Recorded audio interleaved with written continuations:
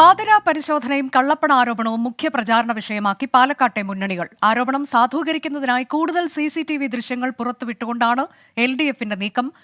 ശ്രീജിത്ത് വിശദാംശങ്ങളുമായി. ശ്രീജിത്ത്, കഴിഞ്ഞ കുറച്ച് ദിവസങ്ങളായി ഇപ്പോൾ നീല ട്രോളി ബാഗിൽ കേന്ദ്രീകരിച്ചുള്ള കാര്യങ്ങൾ അവിടെ നിന്ന് വരികയാണ്. അപ്പോൾ രാഷ്ട്രീയ വിഷയങ്ങൾ ചർച്ചയാകുന്നുണ്ടോ പാലക്കാട്ടെ ഉപതെരഞ്ഞെടുപ്പിൽ എന്നുള്ള വളരെ പ്രധാനപ്പെട്ട ചോദ്യമാണ് അവിടെ നിൽക്കുന്നത്.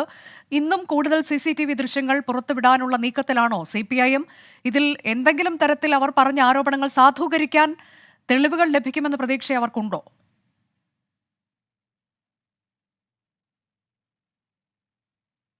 അനുജ, രാഷ്ട്രീയ വിഷയങ്ങൾക്കപ്പുറം ഈ ഹോട്ടൽ മുറിയിലെ പാതിരാ പരിശോധനയും കള്ളപ്പണ വിവാദവുമാണ് പാലക്കാട് ഉപതെരഞ്ഞെടുപ്പിലെ പ്രധാന ചർച്ചാ വിഷയമാകുന്നത്.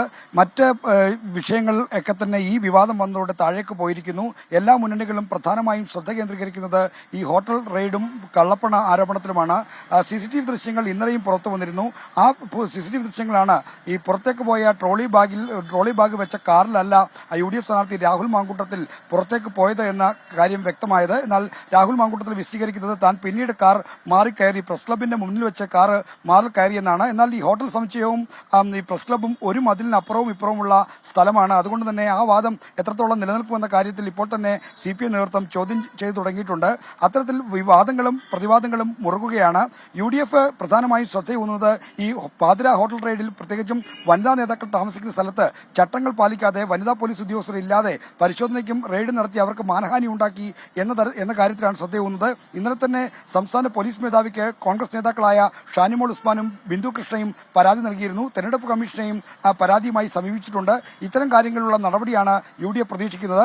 എന്നാൽ BJP ആകട്ടെ ഇവിടെ ഒരു കോൺഗ്രസിനും പോലീസും തമ്മിലുള്ള ഒരു ഒത്തുകളി നടന്നു. അങ്ങനെയാണ് ഈ റെയ്ഡ് വിവരത്തിൽ ചോർച്ചയുണ്ടാകുകയും കോൺഗ്രസ് നേതാക്കൾ രക്ഷപ്പെട്ടതുമെന്ന ആരോപണമാണ് BJPയുടെ സംസ്ഥാന പ്രസിഡന്റ് K. സുരേന്ദ്രൻ അടക്കമുള്ള ആളുകൾ ഉന്നയിക്കുന്നത്. അങ്ങനെ പ്രചരണ തലത്തിൽ ഇത് ഒരു വലിയ ചർച്ചാ വിഷയമായി ഇന്നും മാറുകയാണ്.